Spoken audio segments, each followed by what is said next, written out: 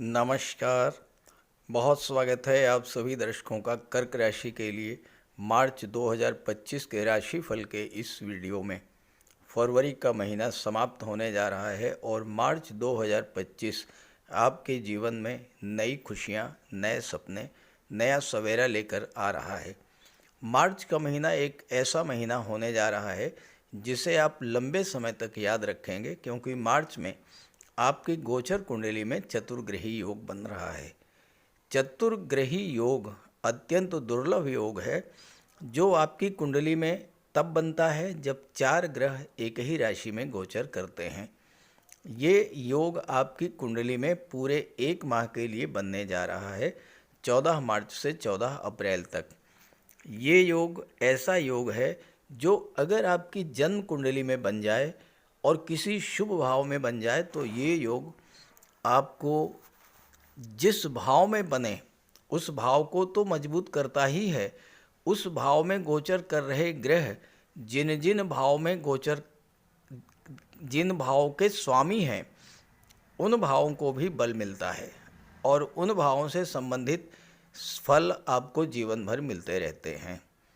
ये योग इतना बलवान होता है कि त्रिक भाव 6, 8वें, 12वें भाव में भी बन जाए तो भले ही जीवन में संघर्ष बढ़ जाए, चुनौतियां बढ़ जाए, लेकिन जातक को जीवन में हर सुख प्राप्त होता है। मान सम्मान, दाम्पत्य सुख, संतान सुख, धन का सुख, भूमि भवन प्रॉपर्टी का सुख, उच्च पद, ये सब कुछ प्राप्त होता है। और मार्च 2025 में यही चतुर्ग्रही योग आपके गोचर कुंडली में बनने जा रहा है। तो आइए समझते हैं कि कर्क राशि के जातकों के जीवन पर इस चतुर्ग्रही योग का क्या प्रभाव पड़ेगा। ये विश्लेषण आपकी चंद्र राशि के आधार पर किया जा रहा है। तो ये है कर्क राशि के जातकों की कुंडली। मार्च 2025 में आपकी कुंडली के अष्टम भाव में सूर्य और शनि का गोचर है। नवम भाव में राहु, बुध और शुक्र का गोचर है। 14 मार्च को सूर्य भी आ जाएंगे नवम भाव में और भाग्य के भाव में सूर्य, बुध, शुक्र, राहु का चतुर्ग्रही योग बनेगा।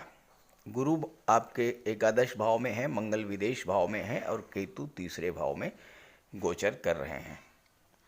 देखिए, चतुर्ग्रही योग का लॉजिक क्या है, पहले आप ये समझें। जिस भाव में 4 ग्रहों की ऊर्जा हो वो कैसे नहीं एक्टिवेट होगा, और जिस भाव पर 4 ग्रहों की दृष्टि पड़े वो भाव कैसे नहीं एक्टिवेट होगा। तो सीधी सी बात है कि मार्च के महीने में आपकी कुंडली का भाग्य भाव और पराक्रम का भाव, दोनों ही भाव एक्टिवेट होंगे। इसके अलावा चारों ही ग्रह एक दूसरे से ऊर्जा का ट्रांसफ़र करेंगे, एनर्जी ट्रांसफ़र करेंगे, तो चारों ही ग्रह मजबूत होंगे, चारों को ही बल मिलेगा। और जब चारों ही ग्रह बली होंगे तो जिन जिन भाव के स्वामी हैं उन भावों से संबंधित फल भी आपको प्रदान करेंगे। अब सूर्य भाग्य भाव में बैठे हैं, धन भाव के स्वामी हैं तो धन भाव का फल देंगे। बुध यहाँ पर विदेश भाव और तीसरे भाव के स्वामी हैं तो 12वें और तीसरे भाव का फल देंगे। शुक्र लाभ के भाव और चौथे भाव के स्वामी हैं तो एकादश और चतुर्थ भाव का फल देंगे। मंगल आपकी कुंडली में 12वें भाव में हैं, दशम भाव के स्वामी होकर के और तीसरे भाव के स्वामी होकर के, तो मंगल पंचम और दशम का फल प्रदान करेंगे। गुरु आपकी कुंडली में 6ठे भाव के स्वामी हैं और भाग्य के स्वामी हैं तो 6ठे और भाग्य का फल प्रदान करेंगे। एक अच्छी बात यह है कि सूर्य और बुध बुधादित्य राजयोग बना रहे हैं, अपने मित्र की राशि में हैं, शुक्र उच्च की राशि में हैं और राहु शुभ ग्रह की राशि में शुभ ग्रह के साथ हैं, गुरु की राशि में शुक्र के साथ हैं, तो राहु भी शुभ फल देने के लिए बाध्य हैं। 14 मार्च को जब सूर्य यहाँ पर आएंगे तो राहु का अंश बल होगा 3 डिग्री और सूर्य का अंश बल 29 डिग्री। राहु और सूर्य में इतना बड़ा अंतर होगा कि सूर्य पर राहु का कोई अशुभ प्रभाव नहीं पड़ेगा। और इसके अलावा मार्च के महीने में 2 बार पंचग्रही योग भी बनेगा। आपके राशि के स्वामी चंद्रमा मार्च में 2 बार भाग्य भाव में गोचर करेंगे। तो आइए समझते हैं कि क्या क्या शुभ फल मिलेगा। और मैं आपको केवल यही नहीं बताऊंगा कि क्या क्या शुभ फल मिलेगा, क्या नकारात्मक प्रभाव पड़ेगा, इस पर भी चर्चा करेंगे। तो पूरा वीडियो ध्यान से देखिएगा और इस गोचर का पूरा पूरा लाभ उठाइएगा। कर्क राशि के जातकों को मार्च में जो सबसे बड़ा लाभ मिलने जा रहा है वो क्या है आप समझते हैं? वो है ढैया से मुक्ति। शनि सूर्य के प्रभाव से अस्त हो चुके हैं और अप्रैल में 9 अप्रैल को जब शनि राशि परिवर्तन जब उदित होंगे तो राशि परिवर्तन करके भाग्य भाव में जा चुके होंगे। तो ढैया से पूरी तरह से आपको मुक्ति मिल गई। तो ढैया से जो कष्ट मिल रहे थे उनसे आपको राहत मिल गई। शनि अष्टम भाव में थे, 8वां भाव तो खराब भाव होता ही है। आपके कार्य क्षेत्र में, आपके जीवन में तरह तरह की समस्याएं, रुकावटें, विघ्न बाधाएं बनी हुई थी। बिजनेस आपका सही ढंग से नहीं चल रहा था। नौकरी, व्यापार में, रोजगार में तमाम तरह की समस्याएं और बाधाएं। आप कोई काम शुरू करते थे लेकिन वो काम बढ़ ही नहीं पाता था, कोई ना कोई बाधा आ जाती थी। आपने नया व्यापार शुरू किया, पता लगा कि वो व्यापार जो है जिस तेज़ी से बढ़ना चाहिए था नहीं बढ़ पा रहा है। पैसा आपका फंस गया और व्यापार आपका ठप पड़ गया। इस तरह की स्थितियाँ, आपके जो फ्रेंड सर्किल, जो रिलेटिव्स, जो आपके अपने थे, उन लोगों ने आपका साथ छोड़ दिया होगा। पिछले 2 वर्षों में ऐसा हुआ होगा आपके साथ। और सबसे बड़ी बात, कर्क राशि चंद्रमा की राशि है। कर्क राशि के जातक बड़े इमोशनल नेचर के होते हैं। हो सकता है कि आपके साथ कुछ लोगों ने आपके इमोशंस का फ़ायदा उठा करके आपसे पैसा लिया हो, कोई सामान लिया हो, कोई चीज़ आपसे ली हो और वापस ना की हो, और आप अपनी इमोशंस के कारण ठगे गए हों। इस तरह की स्थिति भी बनी होगी। लेकिन अब शनि अस्त हो चुके हैं, और जब शनि अस्त हो चुके हैं तो अब आपको इस तरह की जो भी समस्याएं हैं उनसे आपको राहत मिलने जा रही है, पूरी तरह से राहत मिलने जा रही है। एक लाभ तो आपको मार्च में ये मिल गया। अब दूसरा चीज़, कुंडली के भाग्य भाव में सूर्य और बुध का बुधादित्य राजयोग बनेगा 14 मार्च के बाद। सूर्य भाग्य को चमका देंगे। सूर्य जब भाग्य के भाव में होते हैं तो भाग्य को प्रकाशित कर देते हैं। सूर्य जहाँ भी होते हैं सूर्य में प्रकाश होता है, तो भाग्य जब चमक गया तो आपके काम बनने शुरू हो जाएंगे। व्यापार व्यवसाय तेजी के साथ ग्रो करेगा। सूर्य आपके आत्मबल और आत्मविश्वास के कारक होते हैं। सूर्य मान सम्मान बढ़ाएंगे आपका। सूर्य शासन के कारक होते हैं, गवर्नमेंट के कारक होते हैं। गवर्नमेंट से लाभ मिलेगा, सरकार से आपको लाभ मिलेगा। आपके बहुत से काम जो सरकारी अधिकारियों से बनने थे वो बनने शुरू हो जाएंगे। और सबसे बड़ी बात यह है कि धन भाव के स्वामी हैं। इस समय आपके धन भाव को भी प्रकाशित करेंगे सूर्य। धन का भंडार तेजी के साथ बढ़ना शुरू हो जाएगा। जो आपकी आर्थिक स्थिति खराब हो रही थी, धन को लेकर के मन में आपकी चिंताएं बढ़ी हुई थीं, वो चिंताएं समाप्त होंगी। पैसा तेजी के साथ आएगा और धन का भंडार बढ़ेगा। आपके परिवार के लोग जो आपसे नाराज चल रहे थे, जो दूर चल रहे थे, दूरी समाप्त होगी। परिवार के लोगों का आपको सहयोग मिलेगा। बुध यहाँ पर 12वें भाव के और तीसरे भाव के स्वामी हैं। बुध क्या है? बुध कम्युनिकेशन के कारक होते हैं। बुध संचार माध्यमों के कारक हैं, इंटरनेट के कारक हैं। और तीसरा भाव मीडिया का होता है, संचार माध्यमों का होता है। बुध आपको संचार माध्यमों के द्वारा विदेशों से जोड़ेंगे। और बुध व्यापार के कारक होते हैं, तो विदेशी व्यापार से भी आपको दिलाएंगे। सबसे बड़ी बात कि 12वें भाव का स्वामी जब भाग्य के भाव में गोचर करेगा तो भाग्य आपको खींच करके विदेश ले जाएगा। इस समय आपके विदेश जाने की इच्छाएं, विदेश जाने के सपने भी पूरे होंगे। बहुत दिनों से आप विदेश जाने का प्रयास कर रहे थे लेकिन आपको सफलता नहीं मिल रही थी। ये वो समय होगा जब आप विदेश जाने में सफल होंगे और विदेशी व्यापार से भी इस समय आपको ज़बरदस्त लाभ मिलेगा। चूँकि शनि अस्त हो चुके हैं तो 7वें भाव से संबंधित जो समस्याएं आपके जीवन में चल रही थी वो समस्याएं भी समाप्त होंगी। आपके विवाह में देरी हो रही थी वो देरी समाप्त होगी। दाम्पत्य जीवन में तनाव की स्थितियां थी वो समाप्त होंगी। बिजनेस पार्टनर के द्वारा आपके साथ कोई चीटिंग धोखाधड़ी की गई, जैसा मैंने बताया कि कर्क राशि के जातक बहुत ही इमोशनल होते हैं, तो इमोशंस में आकर के आपका नुकसान हुआ होगा, उससे आपको राहत मिलेगी। बिजनेस आपका तेजी के साथ ग्रो करेगा और ऑनलाइन प्लेटफॉर्म के द्वारा, चूंकि बुध संचार माध्यमों के कारक होते हैं, ऑनलाइन प्लेटफॉर्म के द्वारा, सोशल मीडिया के द्वारा, नेटवर्किंग के द्वारा आप इस समय ज़्यादा से ज़्यादा लाभ प्राप्त करेंगे, क्योंकि सूर्य धन भाव को प्रकाशित करेंगे तो धन का संचय कराएंगे। पैतृक संपत्ति का लाभ मिलेगा। पैतृक संपत्ति को लेकर किसी तरह का कोई विवाद था वो विवाद शांत होगा, क्योंकि 12वां भाव कोर्ट कचहरी का होता है। 12वें भाव का स्वामी जब भाग्य भाव में बैठेगा तो भाग्य साथ देगा और आपको कोर्ट कचहरी के मामलों से भी राहत मिल जाएगी। शनि का जब अंधेरा समाप्त होगा तो आपके स्वास्थ्य संबंधी समस्याएं भी समाप्त होंगी। शुक्र बहुत ही मजबूत स्थिति में है, अपनी उच्च की राशि में है, त्रिकोण के भाव में है, लाभ के स्वामी है और चौथे भाव के स्वामी हैं। जब लाभ का स्वामी भाग्य के भाव में गोचर करता है तो भाग्य तेजी के साथ आपका साथ देता है और आपको हर तरह का लाभ मिलना शुरू हो जाता है। अब शुक्र तो धन के कारक हैं, तो आपकी धन की प्राप्ति कराएंगे, आपकी इनकम में वृद्धि होगी।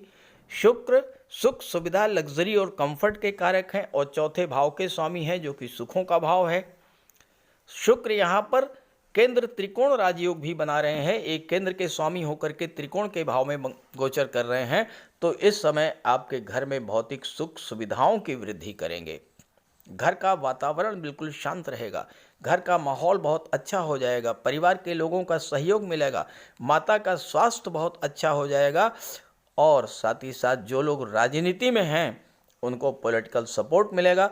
बहुत अच्छे मित्र आपको मिलेंगे और मित्रों के सहयोग से आप सफलता अर्जित करेंगे। ये तो बात हो गई शुक्र की। एक बात और मैं आपको बता दूं कि जब तीसरा भाव जागृत होगा तो यात्राएं आपको इस माह में करनी पड़ेंगी।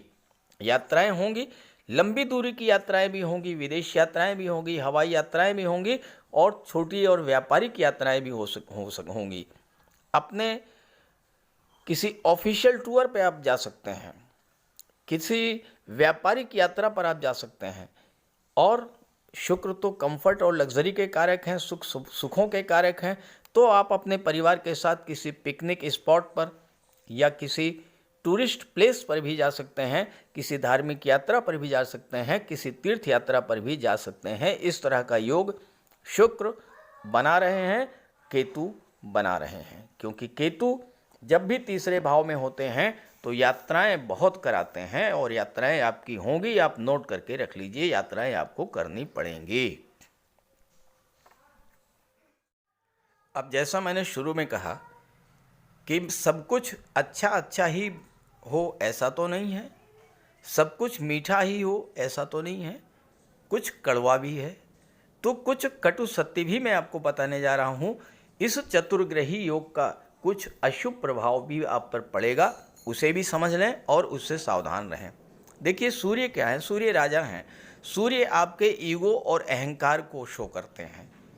यहाँ पर भाग्य भाव जो है, नवम भाव जो है, ये आपके पिता को शो करता है।